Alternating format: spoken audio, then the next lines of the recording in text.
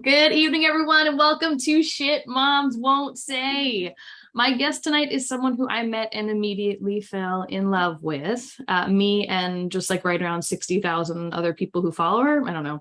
A sociologist and empowerment specialist. Her platform and book, Eating Her Young, is a non-negotiable for women everywhere. Mom of one, Jackie Schoemaker Holmes. My Canadian friend. And I was right. I'm your Canadian friend. So My now Canadian you can make friend. fun of Canadians because you have a Canadian friend. So Perfect. And that's really all I needed a Canadian friend for, was to like, and not that everyone in the US is like, please take us, please take us. We can no longer make fun of Canada because we're like, please accept our citizenship. And you guys are like 100% not.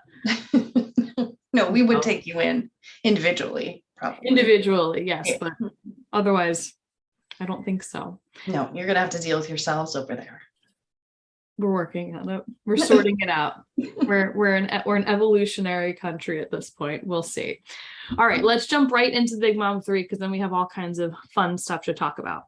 So first question, the Big Mom 3, big curveball, very difficult. Okay. Did you always know you wanted to be a mom? Great question. I did not. I was always really envious of women who were really clear on that. You know, like some women, they grow up, they're just like, yes, I want to be married, I want to have children. I was clear on none of that stuff. The only thing I was clear on from about 18 years old was that I was going to get a PhD. Not that I knew what that meant, right? I was just like, I'm just going to stay in school forever, and I love learning. And you wanted to be called doctor. Yeah, actually, what that wasn't even like a thing until later on. I was like, I guess people are going to have to call me doctor. So, and now I insist that my daughter does. So, yeah, I mean, everyone must, you know. As you should. I don't. And so, yeah, I probably wouldn't have gotten married had I not met my partner. And I probably would not have had a child had he not been the partner that I have. I hear that answer a lot. You and I are actually very similar in that. Same thing. If I didn't meet my wife and she didn't want kids, I was never on my radar. Whereas she's somebody who her whole life was like, kids. So I totally understand where you're like, I'm envious of that. I think that's something probably a lot of women struggle with, because it's such a like inherent, like, this is something you're supposed to do. You know, so if you don't have that feeling of like, I want to be maternal, I want to produce a child, you're like odd man out. But I hear that a lot with very like career driven people specifically, you know, just they didn't know until they knew. And then all of a sudden they had a kid. Yeah. And I think that can make it more difficult for those of us who have not always sort of felt that way, or felt, you know, maternal, or felt all of that kind of thing. Because if you wait till you're, you know, 36 like I did, and then you have a kid and you're like, what the hell? What do I do with you? Yeah, like what am I doing? You know? When all those other women, like, stop rubbing it in our faces. We get it. You're maternal. Relax yourselves. Okay, second question is Big Mom 3. And I'm excited about this because you're Canadian and Canadians are notoriously kind. So we'll see what the answer is. What is like the shittiest or like most backhanded piece of advice or comment you've ever gotten from another parent?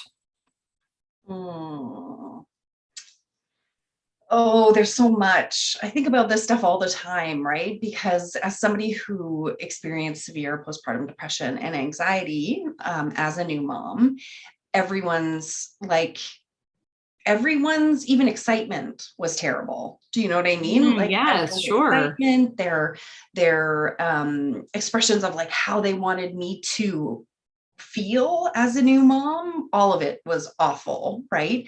Like enjoy every moment, get every exactly that kind of stuff. Sure. Yeah. And so what I really try to communicate to people is that we shouldn't treat new moms as though this is the best thing that's ever happened to them, because for lots of us, it's not the best thing that's ever happened to us, right? Especially about 4 days in, like when you're sure that you've made the worst mistake of your life, right? Yeah. So, and usually that's like fleeting for moms, and that's great. For some of us, it's not. For some of us, it's it's really devastating, right? Like the extent to Sure. which our lives change, and the, you know, crushing depression that sometimes, Yeah, of you know, course. having a baby. And so, you know, things like, you know, like, isn't this the happiest you've ever been? Aren't you so in love? You know, like, just people putting their experience of becoming a new mom onto me was excruciatingly difficult. Interesting. And here's, it's sort of a follow-up because it's something I've been curious about, just kind of, so now, you know, this is my first filming since baby number two. We've just picked back up filming. So I've never done this show. It's a mother of two. And you know, everybody says like you will, the narrative is that you will instantly fall in love with your child, right? You have this child, you see them, and then it's the love of your whole life. Did you feel that way? No, no, Okay. Yeah. no. And I think I didn't feel, I was far too terrified, right? I was far too terrified. I was far too deep in processing a traumatic birth, and far too obsessed with doing everything right. Sure. Yeah, no, So that makes a lot of sense. And that's it's it's like, another like such like a toxic positive narrative of like you meet your kid and this is it. And you're, you know, kid number two, your heart just, it doesn't, you don't have to split it, it just grows. No, hmm, no, no. We need to stop putting that on people. That's such a big, heavy thing to carry. yeah. And so much of it, like so much of our experience as especially new moms is already set out for us. And Yeah. it's like, no, this is not what everyone experiences. And I was not told a different narrative. I don't think anybody, I think now, and you know, thanks to sort of I would say the circle that you and I sort of roll Mhm. in the internet, and just, you know, kind of get background how Jackie and I know each other is we're in a little group chat, so to speak, where, you know, we all just kind of share our stuff together and feedback and liking, and you know, we want to be involved in each other's social media. It's that we all kind of align with how we present ourselves, and we like to look at each other's and make sure we're aware of what's being put out. And I think outside of that crew, and there are some, but outside of that, that narrative is not widely spoken about. It is so much more the other way of like, you're going to fall immediately in love. This is the best thing that ever happened to you. And I think it's really cool that it's becoming more prevalent, especially on social media, because that's where at least us Americans get all of our news from. That we're saying, hey, this is not 100% not. It's totally normal. And I Totally. love how you talk about that a lot. You know, you put out posts about that a lot. You put out a great post the other day about PPT, right? You're mowing your lawn. Like, so it's something that you were like, this is a small thing, but it's huge. And it is, it's true. You know, you get back to yourself and it's huge. It is. It is. It is. And it's crazy how 7 years later I'm still reconnecting with pieces of myself and pieces of my relationship and pieces of my relationship to, you know, my home, which was only my home for a couple of months before I had a baby, right? So it's just, you know, trying to still tease that out 7 years later is interesting. I think it's important for people to hear. So like I think it's great that you're so out there about it. And there's more and more people becoming that way. So very, very cool. And I love it. All right. Third and final question, the Big Mom 3. What is a like skill or superpower you had before becoming a mom that you think has really helped you as a mom? Mm, that is such a good question, because I would have thought, okay, that it would be research. Okay. Okay, Because sure. that is what I did. You know, I've spent a lot of my life teaching and doing research, and I thought that that was going to help me. And it was my birth that made me realize, like, oh, that none of this matters. Like, none of any of the books that I read matter. None of the preparation that I did matters. Um, and then afterwards, trying to figure out my new baby by reading was completely and utterly useless, right? So Did it drive because, you nuts to do that? oh yeah, oh yeah. Yeah. Well, I mean, you know, it compounded like this really fucked rabbit hole that I was going down, Sure. right? Because it was like, I can figure this out. I have always been able to figure things out by learning them, you know?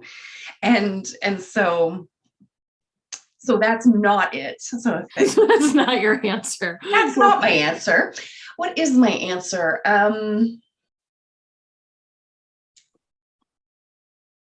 That helped me mom. Is that what you're saying? That like something that you know, that was part of you pre-mom that you feel, and maybe it was a couple years after, a couple months after, and you know, PPD is a dark cloud. So maybe you weren't even thinking of it in the framework of like, I'm a new mom, you know, but over the years, what's something that's, you know, pre-mommy Jackie that has served you as mommy Jackie? I think my willingness to tell the truth about my own experience. Yeah, it's a great answer. You seem very hesitant to give such a good answer. It was a very good answer. It's because I'm trying to formulate, like I'm trying to figure it out. And I think that's it. Like, it's like, I've always been this person. Motherhood and the experience that I had upon having a child, like made that like 10,000 fold. Do you know what I mean? Where it was like, I was willing to tell the truth before, but now I'm willing to tell the truth, even if you don't like it, or even if it's not convenient, or even if it goes against your narrative of what I should be as a mother. It's a good answer. And I mean this in the nicest way possible, because I'm saying it about myself. That comes with age, right? All of a sudden you hit a certain age. Like, I know you shared you had your child at 36. After a certain age, you don't give a shit. You really don't. Like, I think anything past about 32, all of a sudden you're like, whatever. If they like me, they like me, you know, and that helps. It's true. It's true. I mean, definitely recognizing and also getting your priorities straight, which I think having a child does help you do. And that's not to say that people who are child free don't have their priorities straight. They can do whatever the fuck they want. I'm so jealous of them that they can just fuck right off, you know? Me too. God, me just too. Go ahead and enjoy your leisurely brunch. Imagine just walking out of the house. My wife and I talk about that all the time. Like, what was that like? I don't even remember. My oldest is only 2.5. Yeah. I don't remember just ever walking out. Like, where the fuck did I go? Yeah. But I was just, I do. Oh, I'm just going to go get gas on my own time. Okay. I was busy, eh? That's interesting. Right. Like, now, what does that mean, busy? Yeah. What was I doing? Yeah. Anyway, so priorities sort of shift insofar as, like your time is squeezed, your like all kinds of stuff gets squeezed as a mom. And so you have to decide, like, how are you going to use your time? How are you going to use your energy? What are you going to fuck around with? What are you not going to fuck around with? Yeah. And who's worth your time? Who's worth being around you? Because that list gets small. Super small. Really, really small, like embarrassingly small. Like, but I guess that's where that, like, if you can name your, you know, your friends on one hand, you're golden. I guess that's where that comes from. All of a sudden you become an adult and you're like, I have no time for it. None. Listen, that was a hell of an answer. You seem very, very hesitant and you ended up bringing it home. So good job. Thank you. You're welcome. So this is a question. And when Jackie came on, I was like, you're from Canada, right? Because I have a question I want to ask. And if you're not from Canada, I have to rewrite what I wrote. So, but you are. So good news. So obviously there's a lot of differences in the world right now. We'll keep it benign enough, even though I've never been benign on this show since it started. The world is fucked, right? We are neighbors. You are our northern neighbors. What would you say, and maybe you don't know because you're in Canada and maybe you don't see the experience, but I feel like America is very televised right now on lots and lots of things. What are some things that you think are a big difference between like the way Canada looks at motherhood versus the way the United States looks at motherhood? It's such a great question. And I do feel like I have some insight because my clients are from all over the world, but predominantly from Canada and the United States, right? Sure. I would say half and half, even actually maybe more heavily weighted to American. Interesting. people. Yeah, it is interesting. But I think it has to do with maybe my social media reach. Like my Instagram is large, and so relatively large. Your give yourself some credit. Your Instagram is totally large and it's great. Thank you. I appreciate that. And I mean, I think Instagram is much larger in the United States than, it is in Canada. I don't know. Well, no, that's probably not true. It's the density of the population, right? It's like there's just more people there. Sure. That would be on Instagram. There's not a lot of people here. So that's probably why. I never really thought about that. That's true. Yeah. Yeah. Like okay. we don't have, we have like a fraction of the population that you do, right? Sure. Yeah. Okay. Makes sense. But I feel like I see very similar things from the moms that I work with, right? Regardless of where I'm talking to them from. And a lot of that has to do with, self-sacrificial or motherhood martyrdom, right? Of course. Where we are supposed to prioritize everyone else in our family, including our partners. We're supposed to be in the back seat. I guess that lasts until they go away to school or get a job or something like that. But we're just supposed to be like need free, want free, whatever for, that time. And so this might not be exactly answering your question. I guess I'm articulating what I'm seeing sort of across the board when it comes to. Listen, my tens of viewers will appreciate anyone giving any answer to anything. Don't worry. Okay. All right.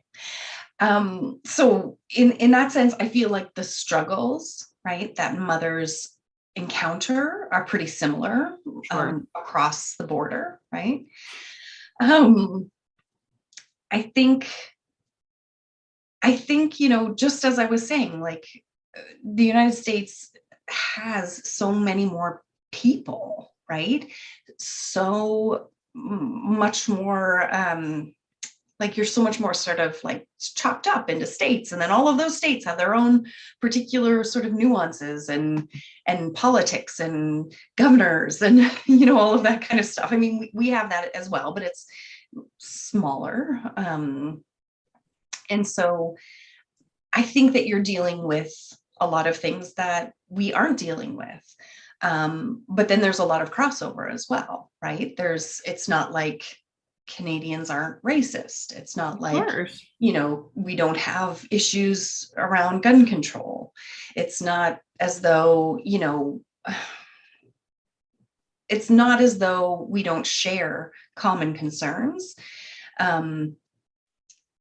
But I don't know if it's fair of me to say that maybe we don't share the same divisiveness. I think that's a very fair assessment. I mean, sure. There is divisiveness here. Like there's no question, right? Yeah. But it's just not as like blatant and kind of like diametrically opposed. It feels a little less like volatile, just sort of generally speaking, like as an observer on this side, right? It feels like, yes, that divisiveness is there, that political opinions, all of that exists. It appears from an outside perspective as if it's not quite so cutting. There's a commonality. There's a common goal that everyone says, okay, we see what we want to be. And I think the United States is very much lacking in that right now because we have a lot of different visions of what we want to be. So we're all working towards a different end goal. And that's, yes. How do you do that? Well, one personal theory I've always had is like the emphasis on individualism in America is different than in Canada. Do you know what I mean? Like, and I think that we can tie it back to like, manifest destiny and insular imperialist kind of projects, right? Yeah, absolutely. and and that's a very different way of understanding yourself as a country than Canada. Not that we don't have imperialism here and colonialism and all of that kind of stuff. Absolutely. But I just think that the individualism piece is something that's really super important when we're talking about, like, yeah, maybe individualism and capitalism. I'm not sure. I think it's a really fair assessment. And just so everyone, and this is not going to air until July. Right now, we are in the middle of our Queer Voices project. It's actually not the middle. It is June 1st that we are filming this. So Queer Voices project launched today. So this will not air for another few weeks. No one's under the guise that this is live in any way, shape, or form. And we just had another shooting in America last week, and this keeps happening. So that's what sort of prompted this question. Mm-hmm. Because what was released today is that Canada has put forth some gun control measure, right? And I think the whole world has been like, come on, right? And I think that really plays exactly into what you're saying, motherhood or not, just sort of generally speaking, that individualism in America is getting in our way. So when you're able to rally around something and you're able to say, hey, we need this as a country, we need to come together and do this thing, individualism is able to go out the window, I think, a little bit easier from what I'm seeing in Canada versus here. And I think that's great. Yeah, I mean, the community focusedness. And again, I'm not trying to paint Canada with these broad strokes of like, we all get along and no, that's not reality, of course. But I think I guess I've been thinking a little bit about, we had something called the Montreal Massacre in 1989, where a person killed a number of women. I can't remember how many off the top of my head. I want to say like 13 or 14 women at a technical college in Montreal. And he did it because he saw them as feminists. He saw them as because they were women in a particular kind of like technical program. Sure. Engineering, different kinds of engineering, I think. God forbid. Yeah. And we recognize that massacre every year, right? So since 1989, there's a memorial in Montreal. I've been thinking a lot about it because of the shooting, and because, my American friends have been asking me, like, you don't have this, like, why don't you have this, what's going on, and again, of course, we have completely different relationships to gun control, right? But the Montreal Massacre is one of the reasons that we have a different orientation to the regulation of guns, right? Yeah. And to think that you're existing in this moment, right, where horrible things are happening to children, and it just keeps going. Yeah. Do you know what I mean? Like, and we're talking about, so the women that were killed were obviously of they were adults versus these young children, and not that we would ever compare victims or anything like that, but the fact that that people are not mobilized, right, to do something time after time and time again is just like, I think as an outsider, as someone, looking at the context of violence against women and children, it's just, it's like, it doesn't make any sense. That's the one. It just makes no sense. It just doesn't. And I I think having, Montreal Massacre, there was a direct response to it, right? This happened. Here's what we have to do about it to make sure, or to at least try to have this not continue to happen. Things happen. You can't prevent everything, right? All these laws came into effect after 9/11. It hasn't stopped everything completely, right? We're just trying to catch. There's all of these like fail safes that we continue to ignore is very, very odd. And not to bring the mood of the show down, right? But that's sort of the time that we're in right now when we're filming.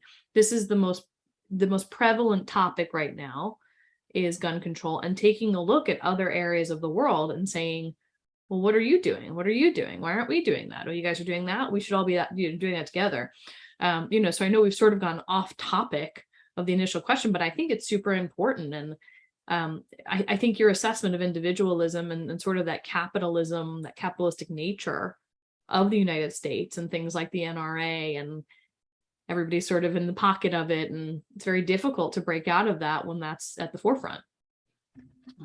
Mm-hmm. Well, good chat. Good chat. So I want to talk a little bit about your business, and then we'll start to wrap ourselves up here. I want to understand, what you're currently doing now, what's coming up, how are you're a helper, right? I mean, that's basically like you are a healer and a helper. That's like what you devoted your life to doing as a doctor, of course, Dr. Jackie. What's the past? What's the future? What's going on for you?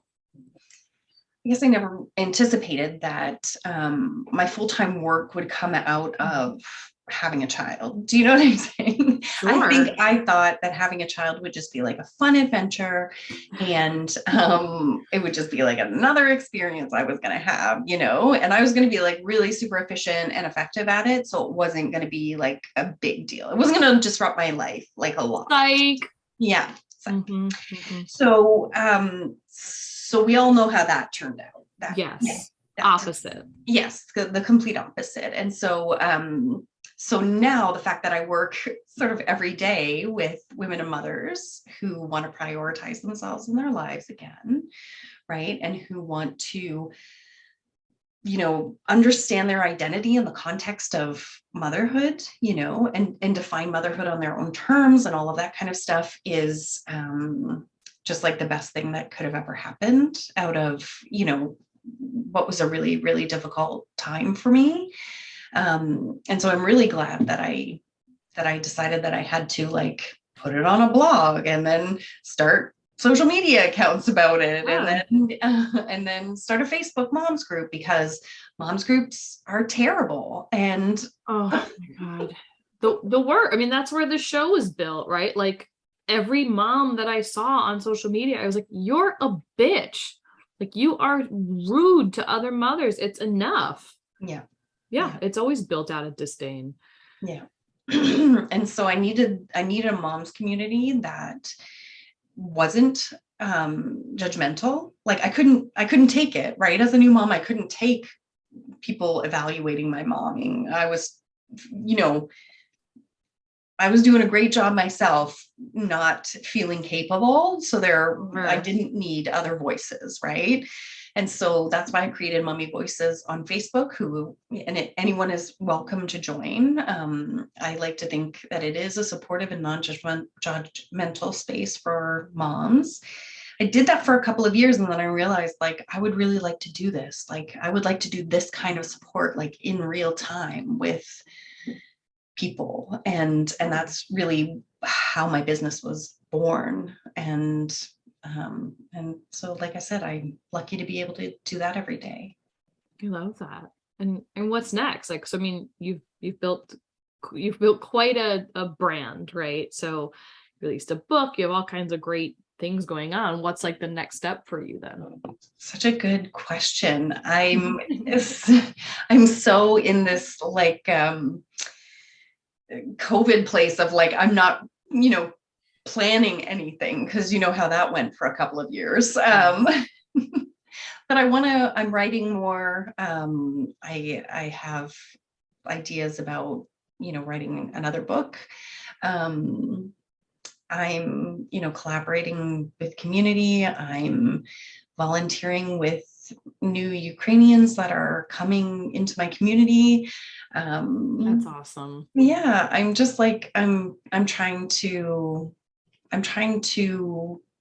construct a life, right, out of, or, as we come out of COVID, that is intentional and thoughtful and continues to align with like how I want to spend my time, and how I want to spend my time is supporting people. I love that. There's been so many wonderful stories that have come out of this like odd era of COVID, right? Like where people have really taken the time to think, what do I want? What makes me feel good? What is helpful? How do I want to spend my time? Who do I want to spend my time with? And I've heard that a lot on here. I think we've all heard that in our personal lives quite a bit. So I think, what a wonderful, like mindful way to take a next step. You've built this really nice thing and you're like, how do I evolve this thing to just continue to serve me and others? Really cool. Really, really cool. Well, congratulations on that. Thank you. Yeah, I'll just be like watching in New York, like, what's she doing? Good for her. All right, let's start to wrap it up. So I have 2 final questions for you. One is very easy and one is very thoughtful. So we'll go with the easy one first. So how old is your daughter? Remind me. 7. 7. That's right. I knew 7 or 8. 7. Current age of 7. I like this question because it really depends on how old the kid or kids are. Mm-hmm. What is something with your daughter at her current age that you as a mother cannot live without? Oh, like what do I have for her that she needs? I've had people be like vodka. I've had people be like my phone because I don't want to talk to them. I've had people be like hugs, whatever it is. 7 that I can't live without. The fact that she's started to like weird reality shows that I like. I love that. That's a fantasy. Good for you. Mm-hmm, mm-hmm. What shows? So Primal Survivor, guy, no shoes, going across the Amazon. Okay. Yeah. Okay. Living his best life, eating termites and describing the taste of everything that he eats, which I'm obsessed with, And he's like, oh, this termite tastes like new carpet. And I'm like, thank you for describing what that termite tastes like. And we all know what that means. We all know that new carpet smell. We all know what that is. Yeah. Oh, I'm more of a Real Housewives of Beverly Hills type, but No, I hear you. I mean, she's not really ready for like the Love is Blind kind of like, stuff that I, also enjoy, but I love a reality show. So Primal Survivor, and now we've moved on to Alone, which is like basically they put people out in the wilderness and they see how long they can survive. Yeah. The thought of that could give me a panic attack, but I will also watch it. I will pop an Ativan and I will watch Alone, not Alone, because it will make me too nervous, but that I get. That's really fun. Like we don't have that yet. They're so young that there's no like, this is a show we watched. We watched Cocomelon together, which like, I could kill myself about it. Yeah. I won't, but I'll wait till she has a nice show. Okay, cool. So fun reality shows you guys get to watch together. All right, here's the final question. It's a little bit more thoughtful. What is something now that you wish you knew before you became a mom? And more importantly, if you knew it, would you have believed it? So the thing that I wish that I had known was that it's okay to trust myself, that I don't have to feel maternal to know all the right things to do, and that my daughter will always lead and I need to follow. Okay. If someone told you that exact sentence, would you have been able to comprehend it as a non-parent or believe it as a non-parent? No. That's actually an edited question. I used to just end it as like, what is the thing? And then I had a lot of people say like, I wouldn't have even believed that, I think we as parents so frequently be like, well, you get it when you're a parent. And I think that's such a shitty sentence. It's sort of true. Yeah. There's a lot of those things, those big things of like, I have to follow my kid's lead. I don't have to be maternal to be a mom. Like, those are big things. You just don't get them. So awesome answers. Well, thank you so much for being here. Where can people follow you? Where can they find all of your stuff? I hope that they will follow me at Eating Her Young on Facebook and Instagram. If you want to follow my business account, it's at Empowerment for Resilience. Please come join us in Mommy Voices. We would love to have you there. And where else can you find me? You can find my book on Amazon. So go buy it and leave me a wonderful review if you like it. Yeah, a wonderful review. And we'll, of course, tag everything out so you can find Jackie very, very easily. But thank you so much again for being here. And thank you for tuning into Shit Moms Won't Say. We'll see you next week.